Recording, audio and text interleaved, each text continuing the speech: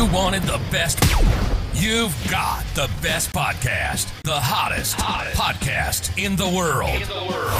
The Chris Voss Show, the preeminent podcast with guests so smart you may experience serious brain bleed. The CEOs, authors, thought leaders, visionaries, and motivators. Get ready. Strap yourself in. Keep your hands, arms, and legs inside the vehicle at all times, because you're about to go on a monster education roller coaster with your brain. Now, here's your host, Chris Voss. Hi, folks. Chris Voss here from the ChrisVossShow.com, the ChrisVossShow.com. Welcome to the big show, my family and friends. The Chris Voss Show, the family that loves you, but doesn't judge you. At least not as harshly as your mother. So welcome to the show, my family and friends, to the big top, the podcast in the sky. As always, we have the most amazing guests. I think you're going to be excited to hear from this one today, because he's going to be bringing a wealth of knowledge, a wealth of experience, and a wealth of decades of just doing some exciting things in the world. And I know some of you out there are going to be like, oh my God, and you're going to be giddy with all sorts of coolness. I know I am. My nipples are hard right now. Can I do that joke on the show? I don't know. We'll check with the attorneys. Anyway, guys, in the meantime, as always, we use those tease-ins and lead-ins to guilt and shame you into referring your friends, family, relatives to goodreads.com/Chris Voss, youtube.com/Chris Voss, linkedin.com/Chris Voss, and also go give us 5-star reviews on the iTunes there. We certainly appreciate you. We love the people that do that. They have a special place in my heart. It's kind of like right over here if you're watching the YouTube video, and just there's a whole box and a room in there for those people. And when I sit at the rocking chair at the end of my life, I'll be like sitting there thinking of all the wonderful people who give us 5-star reviews. So you will be remembered. Anyway, guys. Shit in the ramble. We have an amazing gentleman on the show. We're talking about some really cool stuff. And I promise you, if you're not impressed, then, well, you know, there's other shows. We have a gentleman on the show, Todd Wahnish. Do I have that correct, Tom? Did I hit that right? Yeah, you absolutely did. There you go. I wanted to make sure. It's early today in the morning. Todd Wahnish joins us on the show. He's a blockchain enthusiast and Web3 visionary shaping the future of digital interactions. He's a multi-award-winning entrepreneur and product specialist with over 25 years of experience in the animation and comic industries. He's contributed to the creation of original IP for renowned companies like, you may have heard of these, this is what's going to be exciting, Marvel Entertainment, Cartoon Network, Adult Swim, Warner Brothers, and Kid Robot. If you haven't heard of any of those companies, where are you living in Utah or something? Todd has had the privilege of working directly with creative legends such as Stan Lee. You may have heard of him as well. If you haven't, then you're definitely living on a rock. And Jeff Koons, and the most successful American artist since Andy Warhol. It'd be even cooler if you worked with Andy Warhol, but I don't know. There you go. In addition, to his impressive career in animation and comics, Todd is also deeply involved in the Web3 space. So we're going to be talking about Web3 today. And he is a key figure in the development of adult fantasy.io. It's not what you think. We'll find out about that. And Web3 Comic-Con, pioneering the intersection of digital culture, blockchain technology, and pop culture. He's a mentor and an advisor, and he shared his expertise with entrepreneurs for some of the world's top startup institutions, incubators, and accelerators. And welcome to the show, Tom. How are you? I'm doing great, man. How are you? There you go. We're going to have a broad-ranging discussion here. This is going to be pretty fun between entrepreneurism and IPs and Stan Lee and Marvel Entertainment, all these really cool things that you've done. Give us a .com. Where do you want people to find you on the interwebs and stalk you? Well, I've got two for you. The first one is adultfantasy.io. So it sounds exactly like what it is, adultfantasy.io. And the second one is web3 Comic-Con. That's COMICON.com, which I'm sure we'll talk about. There you go.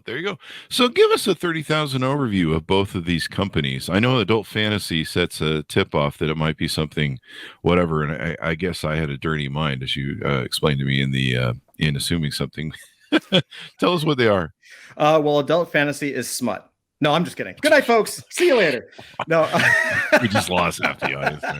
Right. No, so Adult Fantasy is actually a system for allowing original creators to come in and develop and create intellectual property and characters, like a character franchise creation system, in a bottom-up approach. So the reason it's very simple adult fantasy. We tend to be grown-ups who like pop culture and fantasize about making stuff. So there's nothing, especially in Web3, if anyone's been looking at Web3 or just been curious about it, nothing screams adult fantasy than a bunch of grown adults, grown people purchasing JPEGs in the hopes of bigger and better riches, right? It's pretty fantastical. So adult fantasy seemed like a good name, and it also turns heads, which, is always a good thing in my book. Usually. They go to the website and they're disappointed. They're like, oh, this isn't what I thought it was. But it looks really cool. It looks like a lot of, I see like a lot of kind of Adult Swim sort of characters and different NFTs, I guess, here and things like that. For sure. So the idea behind adult fantasy, we're certainly, with my background from Marvel Entertainment and Cartoon Network and Adult Swim, we're really here to do the things that we as creators always wanted to be able to do, which is like if you look at the things that we buy, like if you're watching on YouTube behind me, I've got what I call the world's most expensive green screen. It's essentially just a ton of toys and comics and graphic novels and books, right? And as a kid, when you're buying these things, you're just a consumer, right? You buy the Spider-Man book, but you don't have any say in the direction of Spider-Man. You don't have any ownership in the Spider-Man property. You get to go pay to see money to see Spider-Man in the movie theater, basically, right? Or T-shirts or backpacks or whatever. But if you actually think about it from the standpoint of a community or a tribe around that character, well, for example, take Venom. So one of Spider-Man's biggest villains, his biggest bad guys, is Venom. And when that book came out in the 90s, I think it was the 90s, early 90s, late 80s, something like that. The character of Venom, of course, the story was great and the art was phenomenal from Todd McFarlane, genius comic creator. However, it was the fans that made Venom a popular character. The fans bought the book. The fans said, we need more of this. And so the head honchos at Marvel said, okay, it's a money tree. Let's make more Venom. And so you start with a mini series and that sells out. And then they'll say, okay, let's put it on some merchandise or license it out. And that sells out. And fast forward a decade or so or two, and all of a sudden you've got Venom movies, right? But as a fan, you or I don't have any say in that. It's a one-way relationship. Well, with the blockchain and Web3, we actually can change that dynamic and own what it is that we create. The number one word you have to understand with Web3 is ownership. That is what Web3 is about, right? If Web 1.0 was about read, right, where you were reading the web, really simple websites where you could just like read blog posts and really early forms, right? Web 2.0 is where we are now, which is write. So you have the ability to read and write with Web 2.0. That's your apps. That's your Facebook. I can type a post into Facebook and hit post and everyone can see it. It's databases and logins and all that kind of stuff, right? Well, Web 3 is about ownership, where through Web 1 and Web 2, we gave up all of that information. We don't own any of our privacy. If you type a key in your computer, it is being recorded, right? Everything you do is captured and data mined and reproduced and reused for advertising and all kinds of purposes that you may or may not agree with. Well, with Web3, you actually stay in control of the things that you create. It is provable, it is permanent, and only you can change it. So it is about assuming that we're moving deeper and deeper into the digital age and more people are going to do more and more digital things, ownership becomes a real big deal. And so from the adult fantasy perspective, we were like, well, what if we created a universe, the next Marvel universe, the next great property where first we'll seed it with characters, because that's my background. So I'm like, cool, let's do 1990s Marvel comic style characters meets Venture Brothers from Adult Swim, because I love both those properties, just to kind of put the idea out there and then start creating the tools where other people can come in, whether you're an artist, whether you're a writer, whether you're just a fan and you don't actually have any skill or talent to think of, it doesn't matter. We're creating the tools where you can come in and create a property, create a character, and by kind of kind of, I don't want to say tricking people, but strategically showing people that they can also build businesses for themselves by way of these creative outputs, right? And so we're bringing those tools together so that a community can build these characters, build these creations, and then the best can rise to the top, and people who create them can get rewarded for it, as they should. There you go. So let's talk about how that plays into Web3, the Comic-Con property, and what you guys are doing there, and then we'll get to your origin story. For sure, man. So Web3 Comic-Con, we hit a really interesting point last year where we launched Adult Fantasy in 2021 and did pretty well. We were pretty happy with the results. And then in 2022, we were launching our products and kind of continuing to grow Adult Fantasy, but we were kind of like, well, what's next? And we also knew that the market can always go up, can go down. We're in a recession, or, maybe you don't think we're in a recession. I think we're in a recession. So, there's always, regardless of the economic temperature, it's always volatile. So we were like, well, what can we do to make sure that we're going to be here for the next 50 to 100 years? Like, what can we actually do to increase our footprint and really connect people together? Because that's just like we're creating with Adult Fantasy, like the connection point for creators and fans and things like that. We said, well, what if we created a network effect for founders and actually people who are actively building in Web3? Mm-hmm. And so you can almost think of these as like a staircase. So we were like, okay, people can come into Adult Fantasy. We can help them create their businesses. We can help them launch characters. We can help them have fun, creating toys and games and t-shirts and all kinds of stuff.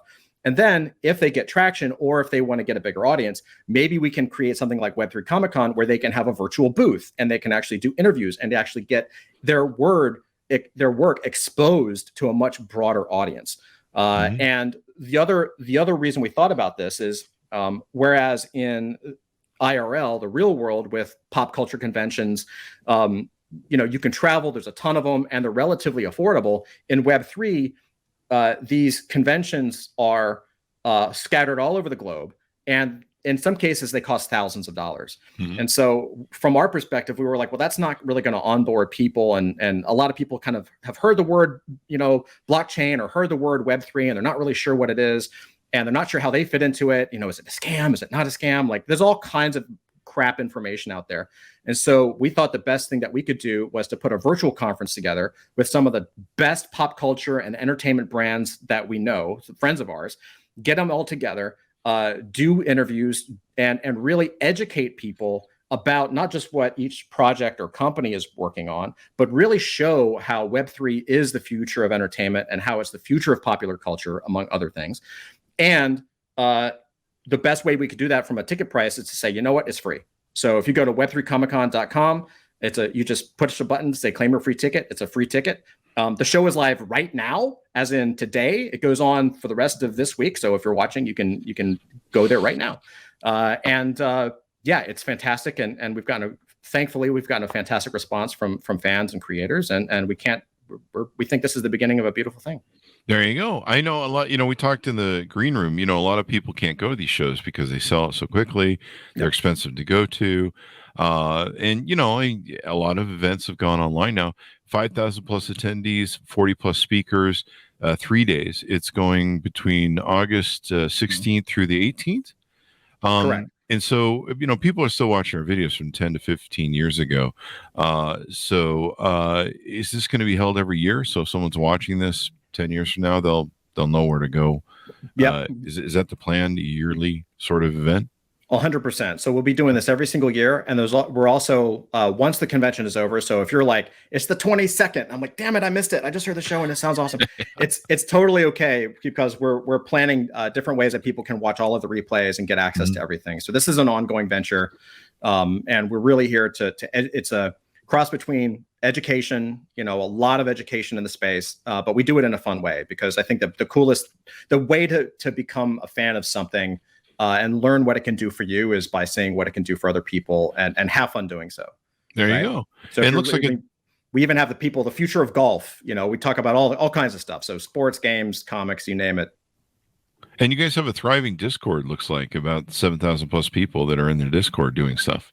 Yeah, absolutely. And we've been very fortunate, and it's It's magic. I just showed up in a towel out of my shower and did some TikTok videos, and everyone showed up. That's usually how it works these days. So there you go. So Todd, tell us about your origin story. You work with Stan Lee. Mhm. You've worked with a lot of impressive different companies and stuff, Marvel Entertainment, etc. Give us your origin story. Tell us about how you got here. Oh, and man. some of the things that you learned over the decades that go into the current products you're working on.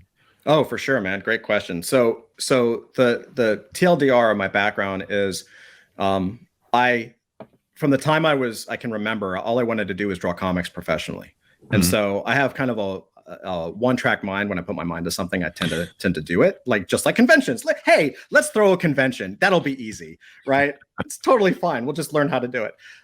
So I really wanted to do comics, and by the time I was old enough and had the experience, and by the time editors were looking at my work and saying, "Hey, you finally hit a professional level," the entire comic market crashed. This is like in the 90s. And so I was just graduating college, and I was like, well, I need a job. And fortunately, I was in Atlanta at the time, and Cartoon Network was there, and Cartoon Network was just taking off. So I got very lucky. I bothered the hell out of people. I called every day. I called once a week for like 2 months until the producer, I'll never forget, he forgot to mute the phone, and he was like, "Can we have a job for this kid, Todd? Like, he keeps calling. Can we just give him something?" And I was like, "Yes, like, just badger people." That's the persistence and badgering. Yeah, polite badgering. And then once I got in, I literally never left. It was also because I was broke and they had a stocked kitchen, so I was like, well, they have a bathroom and a kitchen, so I'll just live here. And so I just kind of made it my goal to be the first one there and be the last one to leave. And just, even when there wasn't any work, I would ask politely if I could show up, because they had empty desks. I was like, well, do you mind if I work on some of my own stuff? And they were like, we don't care. And so I put myself in a position where when the work came in, I was the first one there. So they were like, okay, you. Yeah, that's brilliant. So I started off as an inker because my comic line was really tight at the time. And then I moved up to assistant animator and an animator and director and all this kind of stuff. Moved up through the ranks and ended up launching my own company. It was just me and maybe one or two friends that I would contract, and so we called it a luxury animation boutique. Oh, right. Sounds nice, right? Yeah, it does. Yeah, it's me in my bedroom with two friends. Exactly. Yeah. It sounds expensive. So so that we ended up working on with a lot of great clients that way. I ended up doing a lot of music videos. Dirty South hip hop was huge at the time in Atlanta, Georgia, in the South. So Outkast, Goody Mob, things like that. Tony Braxton, The Roots. So I ended up doing a lot of music videos for them. Thought I really wanted to be a music video director. Like I absolutely, like the classic Aha video, Take On Me. I was like, that's my career. I'm just going to do that. If I can't do comics, I'll just animate music videos. And that way I won't be bored and I'll always be able to experiment and grow and all that. And of course, YouTube comes out, and of course the music video thing kind of goes away. Migrated up to New York City in 2003 and kept doing stuff, kept working, kept hustling, and slowly over time just started releasing my own products. It was, we created toys. So this is actually a bunch of our own toys back here that we launched. Really that's sort of how the entrepreneurial journey started. And the way that the Stan Lee thing started to kick in and the Jeff Koons thing kicked in is I had been doing my own company now for probably 10 years, maybe a little longer, maybe 15. And no one ever taught me business, right? Nobody, I just knew to keep getting work. Like, I was like, I'll just be here. You just keep giving me stuff to do. And that'll be the career, right? That's how it works. And I realized after so many, like that roller coaster ride, the peaks and the valleys and the ups and the downs, after several years of that, decade plus of that, I was like, I can't do that. I'm missing something. And then, so when the opportunity came, the first opportunity was for Jeff Koons. A friend of mine called up and was like, "Hey, we're looking for somebody, but it's full time."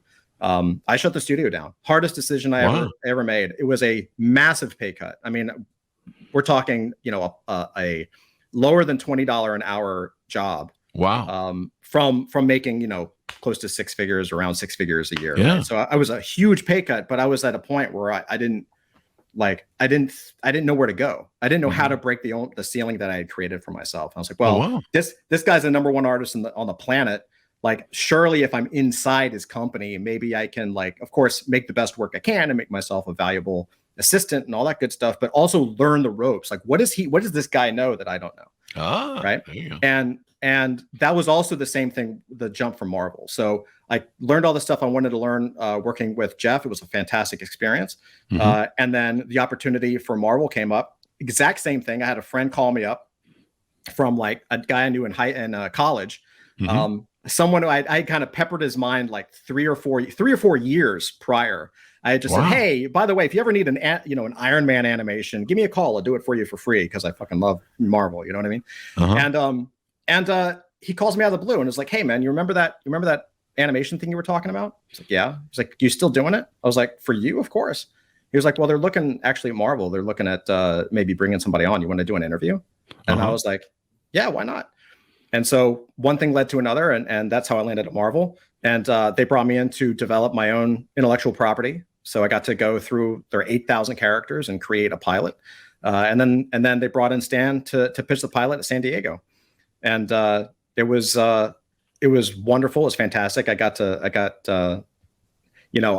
I feel like I did my best to use my time with Stan wisely and just ask him as many business questions as I could without being like that snot-nosed brat in the corner that just won't leave him alone. There you go. Yeah. I mean, the Stan Lee is like, I don't know, would you call him the Godfather of comics or? 100%. Yeah, you can call him that. Yeah. I mean, he loved by everyone around the world. Recently passed, I think, a few years ago, I think. And I always wanted to meet him. I thought he was a really cool dude. He always seemed really nice. And then, some of the cameos in a lot of the different movies and stuff. And so I think the fan base for him, I grew up collecting comics as a kid. We had the simple stuff back then, Superman and Spider-Man and all that stuff. It seems to have done a lot of things. For viewers, tell us what's in your background, because for viewers most of the people are going to listen to this on the podcast in audio, but we want to encourage people, of course, go to the YouTube and subscribe. There's the plug.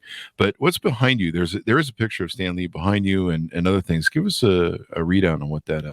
Sure. So over on this side, this is all at the top shelf is manga, like Japanese comics. Then I have these are all graphic novels and different art books.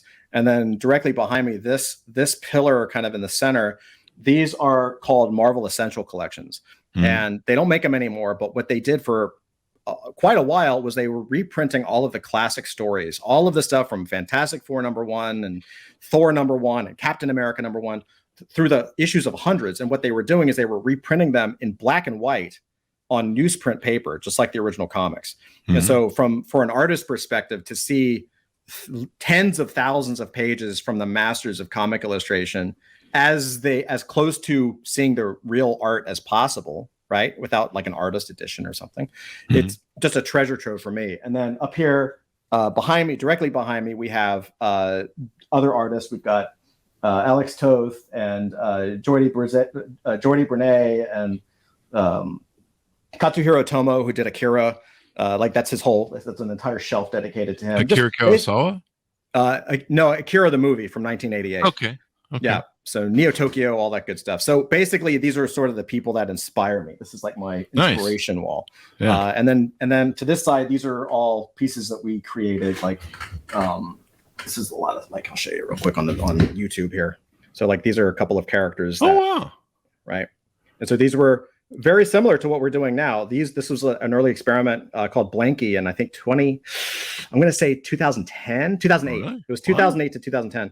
And these were designed by artists all over the world. We did a contest, and I was like, well, I'll make the platform, which is the shape of the toy, because I'd done toy design, right? And we got all these artists from all over the world in a contest to design the toys. And and so it was pretty successful. I just manufacturing and having to put all the money up front doesn't seem like a good idea to me. But now we're in the world of digital, so we're kind of doing the same thing with adult fantasy. It's just kind of bumping it up a notch. There you go, and then you don't have the upfront cost and the inventory. So there you go. You don't have to do the production stuff. I mean, I built my businesses back in the brick and mortar age, back when you had to do large investments just to, sign a 3-year lease on an office building, buy all the furniture, and then get the licensing, sometimes government licensing, and then after you paid for all that, you're just like sitting there going, I hope somebody buys our stuff. It's hard. That is not easy. It's incredibly difficult. Yeah. And so, now it's a whole new age. Now you can start a business. You just go on GoDaddy and, $20 and you're cooking. But this is great. What's going on in the future. And of course, you talk to entrepreneurs as well. You help entrepreneurs, teach them, talk to them about how to start a business, how to monetize and all that good stuff, I guess, because you kind of went through that journey where you had to figure it all out. Yeah, 100%. I mean, the short story behind that is, in between, kind of in between all of this, my wife and I were learning how to code. So this is back 2013. Mm-hmm. We taught ourselves how to code. My wife is now a lead dev. She's huge. Oh, wow. She's a freaking genius. I found that I was, oddly enough, better on the design side, on the front end of that kind of stuff. But what we were doing was we had a company called Arting that was a decentralized gallery platform for artists. It's no longer up. It's not there anymore. But again, you can kind of see the thread of this throughout my life, is like trying to build things for creative tools for artists to help them with business. And we started doing a lot of contract work for a lot of startups, both venture backed and bootstrap startups in New York City, because we were there. Mm-hmm. And one of the things that I did, and I think I'm thankful for, is I always go into a situation, and maybe it's a character flaw, but I always go into a situation, a new environment, thinking that I know nothing and that I'm the dumbest person in the room, right? So I'm always like, I don't know what I'm doing. Clearly, if you have an app and you have venture backing and you've got the funding, you've raised, $1, $2, $3, $10 million, you know something that I don't know, because I've never done that. Mm-hmm. And by doing the consultancy, what I would do is as we were building the apps for them, I would pepper them on their marketing, because I was like, well, clearly that was my failure at the time. Mm-hmm. I was like, that's my biggest weakness. I can make all this amazing stuff, but it's like hell trying to get people to buy it, because I don't have a massive audience, right? And I don't know how to get an audience. Mm-hmm. And so these people raised a lot of money. They must know more than I do. And so I started asking them about marketing stuff. And what I learned very quickly is that they had no idea. A lot of the answers were, oh, well, we'll pay a marketing firm after the app is made, which is mm-hmm. a terrible idea, in my opinion. And when I would ask them about some of their marketing ideas, what ended up happening, and it wasn't a plan, is they would tell me their plan, and I would be like, don't do that. No. And I would tell them about what happened to me and my background, because I've launched so many companies prior to Adult Fantasy, and before we had successes, right? Mm-hmm. I had like 7 or 8 companies that just either broke even or failed outright. And so I had made a lot of mistakes. And so I was telling people, like, I wasn't necessarily telling them what to do right, but I was like, don't do this because it's wrong. Mm-hmm. And what happened over time, over a period of years of me doing this, it started where I would start, just tell them on the phone, and then it migrated to videos, because I didn't want to say the whole thing again to their co-founder. And what I learned is that I started to gain confidence in myself in that regard, because I learned that the people who actually took my advice did well, and the ones that did not. Mm. And not to say that I was some sage, but I was like, okay, well, clearly I know what not to do, right? I was like, just don't do what I did and you'll be fine, And sounds like my whole life. Right, exactly. And so that's over the. You didn't have to agree with me. Totally. Well, but that's what I'm here for, Chris. I set it up. You did. So over the last 10 years, I've coached and mentored and advised a number of startup founders and entrepreneurs, and we have a really good track record with their success. And so why not try to bring it to a bigger audience? There you go. You've worked with the Thiel Fellowship, Peter Thiel probably, and Techstars and all that good stuff, and done mentorship experiences with them. So, I guess you deal in blockchain technology, and you've been good at merging it with pop culture. What do you see the future of the space of Web3, blockchain technology, and all that? Do you see Web3 becoming this huge, expansive future? That seems obvious, but I'd love to hear your words on it. Yeah, 100%. Like, mm-hmm. where we are now is where we are right at the, if you remember, I mean, you look much younger than me, Chris, but if you remember the .com era, right? And no, I'm too young for that. Too young. Okay. Yeah. Well, for those of us who lived through the .com era, I made a lot of money day trading for that. I did. Well, you remember it was everyone was talking about the internet, and it was like, why do I need the internet? I have a fax machine. Oh yeah. Oh, you can listen to music online. Why? I have tapes. That doesn't make sense. Who is going to want this? Right? Yeah. We have the broadcast news. Why do I want to watch a video online? Like, so there was this huge gap between the opportunity and what the future was going to be and what most people could see, and that's where we are again. Again, the point of Web3 and blockchain, the very key point, if all you do is take away the fact that Web3 is ownership, that's the key to everything. It's ownership of everything from your identity to the things you create to your home to everything. So as Web3 moves forward, you're going to be able to own all of these things that are now digital. You'll retain ownership of whatever assets you have in your possession. So the applications are kind of endless, but I think some of the obvious ones are tickets for shows, right? Well, if you have it as a digital ticket, you'll scan it in on your phone. That ticket is an asset that you own, which means you can resell it later. So if you go to a concert and it turns out to be like the equivalent of like a legendary Beatles concert or something, you actually have something that you can sell on secondary, and you can actually make a profit because you have a collectible.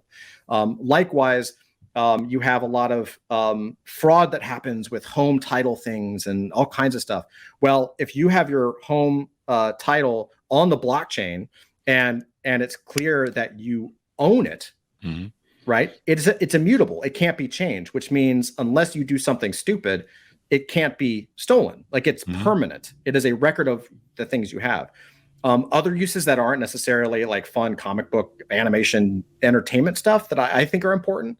You know, we're now in the age of AI and deep fake technology. And I don't know how familiar you or your audience are with what's going on, but we're about 6 months away from people being able to make blockbuster, like $150 million films, right? But from their laptop. Because you can now use a prompt just as you would in ChatGPT or any other AI program. You can type in and it will render video, and the video is spectacular. It looks like a blockbuster movie. And so we're very, very soon moving into that age where you're not going to be able to tell reality from video, right? And we're already there now. You think that's going to challenge maybe, Hollywood per se, Netflix, and Amazon? Why do you think they're on strike? Currently. Yeah. That's why that's the key. One of the key things is that they're afraid that AI is going to take their job, and they're correct. Yeah. And so when you have all of these potentials to, where someone could take your likeness and do something negative to you, well, once that video is encoded on the blockchain, or once these images are encoded on the blockchain, there's a permanent record that shows this is original. And this has been edited, modified, or for whatever reason is not the original. And so I have no doubt, one of the things that excites me the most, just as a potential investor for these things, is when you start to see police with their body cams. Very soon, all those body cams will be encoded onto the blockchain, so that the judge in whatever case will know for certain, and the jury, of course, will know for certain this actually happened. Here's the record. Jeez. Because if it had been modified, it wouldn't have the same record. Yeah, I know the Biden administration just cut a deal with the guys who run these AIs like Midjourney and stuff to start marking stuff, so that it's somehow putting an identifier on stuff so they can know what's fake and not. We probably need more of that. But geez, I just thought that what if somebody takes a body cam and does a deep fake on it? It could create a fake scenario that. And then that goes viral. We're already seeing, politicians being thrown under the bus and in some deep fakes, like, this guy died or something. And people are like, oh my God, and people believe it because we're so like the old phrase of like, don't believe everything you hear, or don't believe everything you read. Well, video, we have such a trust in video because we see it. Yeah. Right. And we now can't trust whatever you see with your own eyes. Wow. Right. And so we actually now have a technology that can actually ensure originality, ensure proof of truth, I guess, or at least original sourcing. Plus, it transcends that and goes into entertainment as well. So you get to make something, you can own it. Whereas if you were an artist and you put something, you draw a picture and you put it on Instagram or Facebook or Twitter, anyone can just drag it and drop it to their desktop and they own it. Because there's nothing that says it's the original. There you go. Right. You've talked about how in the next 6 months we're going to see this explosion of people making their own films. We lived through a few of these iterations. I mean, it used to be there was 3 news stations that you watched on TV when I grew up and probably you grew up, and now there's everybody's got a damn news idea or concept. Everyone's on Facebook talking about whatever I want to say Ted Koch, but he was the head of New York, or I've got something mixed up. Ted Koppel, that's the word I'm looking for. Everybody thinks they're the the news anchor desk of CBS, right? And then we've seen that with video. We've seen that with YouTube. Of course, we were early on with YouTube videos, and news has been disrupted incredibly, and geez, if they disrupt films, what's interesting thing about film is one of our biggest exports and major money makers. It's still it might be a cornerstone of our country. I don't know. In the billions of dollars that go into it, geez, if you blow up Hollywood and democratize it to where just about any idiot like me can make a movie and possibly sell $150 million worth of it, or a semblance of it. I mean, there's lots of creators on YouTube that don't make a lot of money, but they enjoy doing what they do, or they make enough to get by. That can be really huge. I mean, and no, I don't think anyone wants to see me as a leading man in any movie anytime soon. Well, I think it depends on perspective, right? And one could argue that it's already happening. Like, you have really big legacy companies like Disney and other companies, and sometimes, without going too deep into the weeds of it, I mean, even some of their movies that they make are now being banned in China or being banned in other countries. Oh yeah. Even if they're tailoring their content specifically for the rest of the world because of the saturation of the American market, right? Mm-hmm. And so they're already getting pushback. And so I think there's going to be a huge opportunity for the creator to grow their own audience, grow their own property, build their own businesses around whatever it is that they create. Mm-hmm. whether it's a traditional quote unquote business or virtual, it's not going to matter. And then these larger legacy companies will end up being the partners. Wow. I think just as you saw, and you've already seen this, if you think about what Disney did with Star Wars, what did they do? They bought it. Mm-hmm. Disney and Marvel, what did they do? They bought it. Yeah. Right? There's all this like consolidation and acquisition happening because they need that fuel. They need those original stories. They need those creators. Mm-hmm. And then what happens, just because they're large companies and for whatever reason, they end up squeezing them like a grape until there's nothing left for a while, right? and so they need to find something else. And so I think this is why you're finding YouTube stars kind of blow up now, where they have their own TV shows or they're getting their own movie deals or all this kind of stuff. It's just going to elevate. And so I think you're going to see, not just from the creator economy, but from every sector, I think you're going to see large companies start to partner with people who kind of stake it out on their own, in their own way, and make a name for themselves and make an audience for themselves. Any large company is going to want to magnetize themselves to that.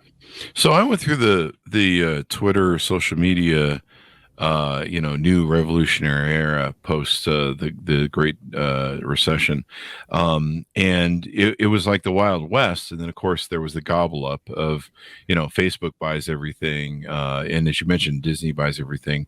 Robert Iger just took over again as CEO. I think he's a great guy of Disney, and I think one of his comments that he's made, correct me if I have this wrong, but he felt like they did the Marvel movies, like too many. They just they kind of fed too many into the system instead of trying to pace it out and not overkill the brand. What are your thoughts on that? Yeah, I think that's correct. And I think one of the things that hurt the brand, so when I was there, I came into Marvel when I think they were doing Iron Man 2. Mm-hmm. And one of the things that I found fascinating and really as a positive was, at the time, the film division, the MCU side, which was in Burbank, was basically using the Marvel writers as a writer room. So they didn't know a lot, because they're Hollywood people. They didn't know a lot about the source material. And so they would have calls and they would have conferences and retreats with a lot of the well-known writers of Marvel to say, okay, and basically just talk about the characters, the storylines, how this could work, how that could work. And I think you saw that outcome in that first decade of film, all the way up through Endgame, right?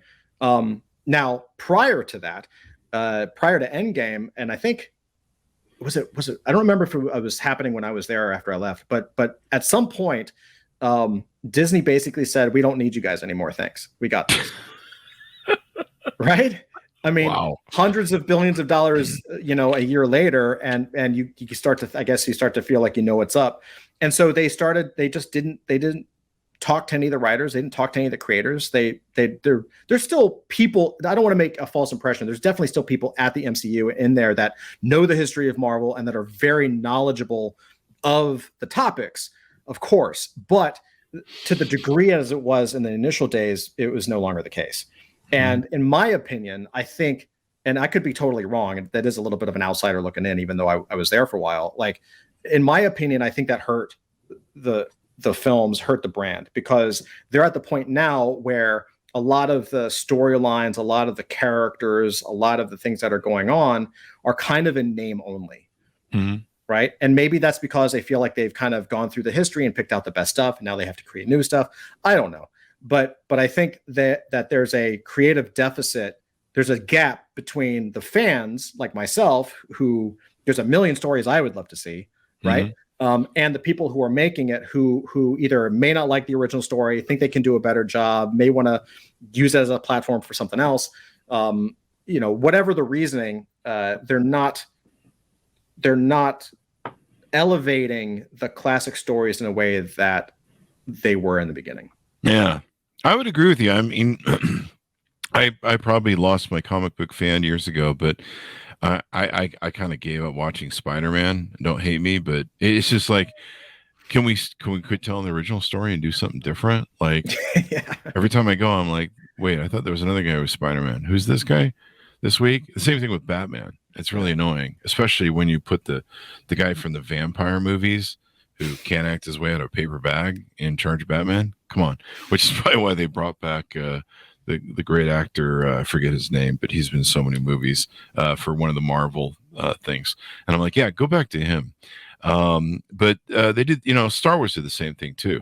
Like, I like Star Wars, but it's like, how many fucking movies do we have to blow up the Death Star in, for real? Like, right. Can we? Well, that they don't know. They don't know what to do. They're like, well, the fans like this, so do the thing again.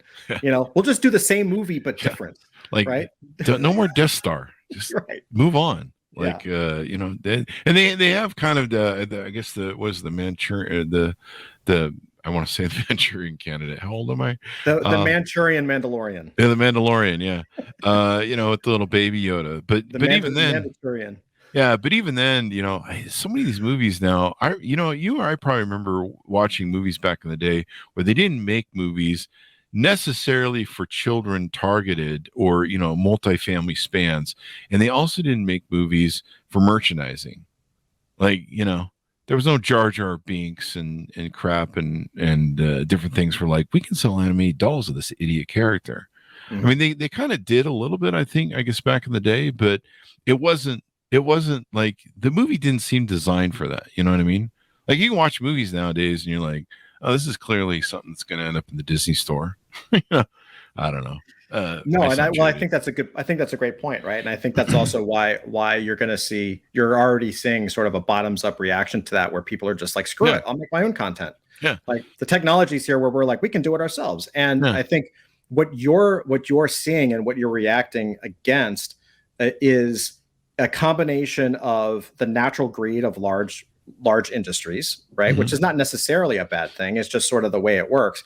And the budgets, the ballooned budgets that they have now for these things. If you're going to put in $300 million into a movie, it has to be $1 billion blockbuster just to break even. Yeah. And I'm with you. I kind of miss, one of my favorite movies of all time is The Fugitive with Harrison Ford. That was a good movie. Or The Game with that was such a great fucking one of my all-time favorite movies, man. So brilliant. I never saw the ending coming.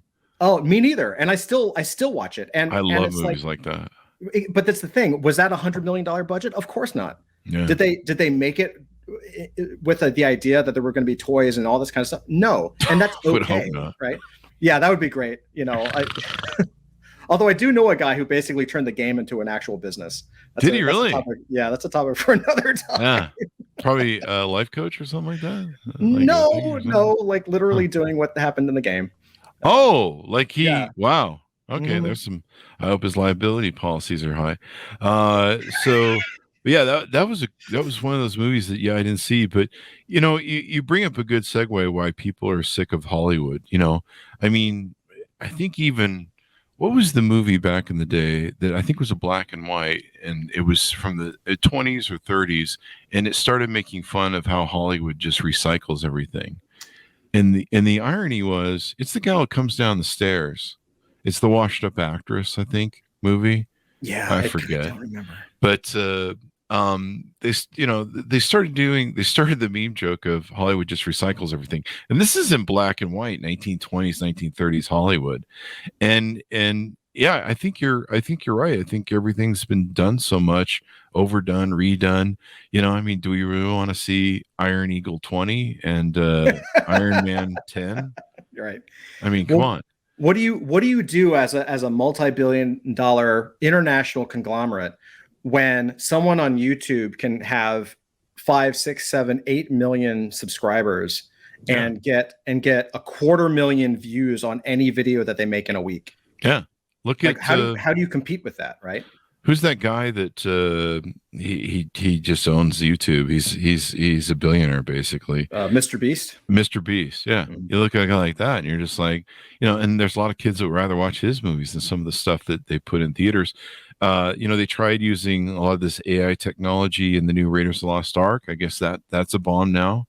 I was going to mention earlier, I want to fall back to this a little bit, but not spend time on it. But we talked about how merchandising and the manipulation in the movies that breaks the fourth wall for me. When I see the merchandising or I see the play in the movie, that you're just like, that didn't need to be in here. You put that in there for a merchandising play, or you put that in there for some sort of social commentary, virtue signaling play. Yeah. Like I'm never going to go watch the Barbie movie. I've heard it's all over the place, and it's kind of an interesting, funny commentary, but evidently they tried to slap everybody in the face. And to me, that's not a movie. I want to see a story. I don't want to see a pop culture, social media commentary, fucking whatever. If I want to see that, I'll go on Twitter, Facebook, Well, I think that's what you're saying is the a planet-wide reaction to that. Yeah. Right. With Web3, with blockchain, with all this stuff. Like, again, you are now part of a community, and the people that support you. And what I mean by that is you make the thing and you start to attract people. And as you work hard and as they work hard making their thing, you support each other. And so as you start to build your audience, as other people start to build their audiences, and as you start to do joint venture partnerships or collaborations or giveaways or raffles with one another, the audience cross-pollinates, and you start to share the wealth of the creators, right? Of that creation moment. And so it eliminates the ability. I mean, certainly you can make a topic on whatever you want to talk about, but there has to be people involved, because what Web3 does is it democratizes the creation process. So there is no black box anymore of saying, hey, I'm going to make the movie that I want to make, and I'm going to say the thing that I want to say. You can do that, but good luck, right? Huh. Whereas when you go to Web3 and you're saying, hey, I really want to make this film, and in order to get this film funded, we're actually going to sell these digital collectibles that can be redeemed for this. You can vote on this. You can actually have a say in the direction of the movie, maybe even who we cast. As the audience becomes a part of the filmmaking process or whatever creative endeavor it is, they end up becoming not only your biggest fans, they become your kind of like your biggest what do you call it, like evangelists, right? Mm-hmm. Because they're a part. You are now bringing people. It's not, again, our generation is, I want to go to see a movie that I like and they're not giving it to me, therefore I'm not going to go again, right? Because we're the consumer, they're the product creator. Mm-hmm. But now everybody is a part of the same process. So everybody is kind of putting their little 2 cents in, and you have a voting. You can have voting systems, or just by trade, just by volume, just by community. Everybody gets a chance to kind of put their input in. Doesn't mean everything gets made. Too many cooks in the kitchen is still a thing, right? But when the final product gets pushed out there, when it gets made, when it gets sold, everybody celebrates because everybody had a hand in the making of the thing. You were there from the beginning. You didn't just go to see a trailer and go to a movie. You saw the casting, you saw the shots, you got updates daily on the filming. And the director, there was that one time the director said, "What do you guys think of the shot?" And you said, "I think you should reshoot it." And he said, "You're right, we should reshoot it." And they did, and it's so cool. So all of a sudden you have a communal way of creating whatever it is that you need to create. And I talk a lot about entertainment and pop culture, but it's not just about entertainment and pop culture. Right. It goes to everything that we do as a society. Well, this will be explosive. I mean, you're saying in 6 months we'll have these people making movies. I've already seen what people are doing with AI, with all the different artwork they're making and writing and stuff. I mean, you could probably write a lot of scripts on AI these days, ChatGPT as well. I imagine there's people already doing that. They're writing books on it. I know that. Mm-hmm. But yeah, if we have a disruptive movie thing, that's just going to be huge because people are going to tell original stories. I've seen, like Martin Scorsese. You watch some of his original films. I'm kind of a fan of some of them. You watch how he came up and how he developed and different things, and how that made a difference and made great producers in film. The original Akira Kurosawa movies. You watch those. I'm a big fan of him. You watch some of those original things. I mean, he made basically the genre of film, basically, and cinematography and stuff. And screen shots, which is, I guess, is cinematography. But yeah, if we have all these people, that it becomes democratized, where you don't have. I know 1 million people in Hollywood that Hollywood too, and there's 1 million people with a script. I mean, I can't walk around. You can't walk around Hollywood for 5 seconds without someone trying to hand you a script. Right. There's so many creative talent that are probably there that is a base that can be tapped into, and this could be really huge. Well, I'll give you one more example in the creative. I'll just show you from when I saw, and I think a lot of people, it's so interesting. I was talking to somebody much smarter than me the other day, and we're in a very strange time where, right now, if you think about games, the games own the player, right? So why wouldn't the player want to own the game? Mm-hmm. Well, of course, if you're a player of a game, who wouldn't want to own that?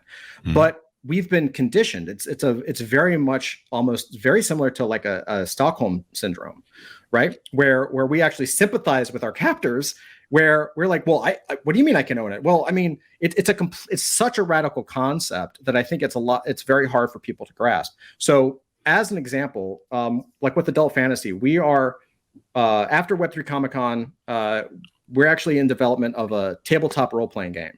Oh, really? Do you ever play tabletop games like Dungeons and Dragons or anything like that? But when I was a kid, we played tabletop. I didn't ever get into D&D, but I know a lot of people are. It's huge. It's huge. So when one of the first rules of doing any kind of tabletop role-playing game is you're making your character, right? The inherent problem with making your character in a tabletop game is that after the game is over, you don't really have a use for the character. Even if that campaign lasts a year and a half, when that campaign ends, that character document just goes in a little folder and you get to keep it, and good luck, kid, have fun. And you just create another character. Well, because of technology like the blockchain, what we have the ability to do is to create a very simple rules light character builder and campaign generator where you can come in, you can create your character. We even use AI to help generate the backstory. So you get a really nice detailed backstory of a character. And then you play the game. And as you play the game, because of technologies like AI and blockchain, these things can get logged. So for instance, you're playing a game, all of a sudden you have an account, like a profile, like you would on any application, any web app, where here's the history of your character and all the adventures that they've done, right? And once you start to bring things in like AI, you don't even have to be awake, because all of a sudden you have an AI system that's like, oh, well, while you were asleep, somebody in Utah was playing and their characters met your character in a village that you were visiting. Wow. And so all of a sudden you have these new little snippets of story that are developing your character over time. Well, as you're developing a character over time in this way, and you're doing it through fun, I think that's the most important thing. It's not work, you're playing a game. Yeah. So as you're having fun and you're developing a character and this rich lore and this rich backstory, well, what happens is other people start to recognize your character. First is people at your table or people that you play with. And then as it gets bigger and bigger and bigger, certain characters will start to get recognized across the spectrum of any number of games that are being played. And as these characters hit a certain level, now we have a character with a rich lore and backstory, with tons of stories, with an audience that knows the character and cares about the character. And now we can actually reach out to other partners through licensing deals and product deals to actually make your character into toys and t-shirts and lunchboxes and animated shows, all of that stuff. And of course, you as the creator of that character, you get rewarded for it. And so I think this is the future, at least with my passion with these character franchises. This is the future. Like, why wouldn't you kind of crowdsource the creation of new properties, the next Marvel universe, the next big MCU thing? Why not crowdsource it from people that care about it and play it? And then let the cream rise to the top and reward that. And then everybody wins. There you go. Well, you've given me some amazing ideas, and wow, I didn't even think about this future of film. So you've opened my eyes to that. That's really an interesting play on disruption of Hollywood and all the things. I mean, technically, no one's ever disrupted. And one of the problems with the Hollywood is it is kind of I don't know what you say. It's a top 1% sort of game. I mean, even that shows in the distribution of money in the SAG stuff, most of the people, I think what's the average person in SAG make, like $30,000 a year or something. So it might be less, but, and that's why they're on strike. But, geez, if we democratize that whole thing for making film, I mean, right now I've got my Old Man and the Sea beard. So I've got some Hemingway movie ideas or Orson Welles. I could probably do Orson Welles if I can learn Othello or something. I don't fucking know. I'll just do Citizen Kane too. And just run around and I don't know. Right. Rosebud. That or I could do a really sad movie about the pathetic life of a podcast host, and all the drinking I do in the back. I don't do drinking. Like I don't know this thing where you have this glorious podcast interviews in life, and then offset you're just like, my life sucks. This is Fridays around here. I don't know what that means anyway. I don't know. For some reason I have some dark drama of that in the back of my head. I don't know why. That's great. And I see who was the actor who played Batman. He also played that Daddy movie where it was in the 80s where he was at home. He's a great actor. We referenced him earlier in the show, and I'm terrible. I can't bring him up. Yeah, I'm terrible with names. I'm great with faces, but I'm thinking of him in the movie. He's played some recently dark characters and stuff, so I'm thinking of some of his stuff. But yeah, there you go. Whatever. I don't know. Yeah, it's like the Black Swan of podcasting. The Black Swan. Yeah. Something dark like that, where it's like I don't know. Maybe there's like a podcasting ghost that haunts me or some shit. I don't fucking know. That's right. But yeah, something like that. God, it's the 1989. Michael Keaton is the name I keep. Oh yeah, of course. Yeah. That's some of the references we've been doing on the callback of the show. So I see him playing, I don't know, some washed up dude or something, and I don't know, some dark place. So which is Fridays around here. Anyway, moving on. I don't know. I got one. Hey, if you have a better screenplay, send it in the Chris Voss Show. Send it in our email, and we'll give it a look. And maybe I don't know. Maybe there's a movie there or something that will just bomb, which is probably apropos for this moment. Anyway, Todd, anything else you want to promote or plug before we go out that we haven't covered on? No, man. I would just say check out adultfantasy.io. It's spelled exactly the way it sounds. I promise it's not pornographic smut. Although don't tempt me. And Web3 Comic Con, WEB, the number 3 COMICON.com. It's the largest online only Web3 pop culture conference, and it celebrates creators and fans. It's live August 16th through 18th, but don't worry if you're listening to this after, there's going to be replays. Just hop in. It's really simple. It's free. So just give us your email and name, and we'll send you a bunch of information and show you how to do it. And honestly, Chris, thank you for this, because this has been a blast. And I also look, man, whether we're talking about the democratization of film or anything, I think the proof is in the pudding, right? We're both examples of that. 25 years ago, this wasn't a possibility. It was either radio hosting or nothing, right? And then you're hopping in. It's I'll just compete with Rush Limbaugh. It'll be fine. And or on my side, even a couple months ago, we started talking about Web3 Comic Con last year, and who the hell can launch a convention? We've got 40 speakers, the biggest names in Web3. We have a tiny team. We're just a handful of people, but we were able to do something virtually that costs tens of millions of dollars to do in real life. Yeah, tens of millions, and has the same buzz, the same fun, the same. I mean, everyone's really enjoying themselves. We're getting great feedback, and it's just a sign of the times. If you really want to do something, now's the time to do it. Don't let anyone stop you, and do your research and figure out a way to make it happen. There you go. I'm going to start thinking of movie scripts and movie plots for Chris Voss, the Chris Voss Show. And I'm glad you presented this, because, we were just going to launch an OnlyFans next week. So sold. No one wants to see that.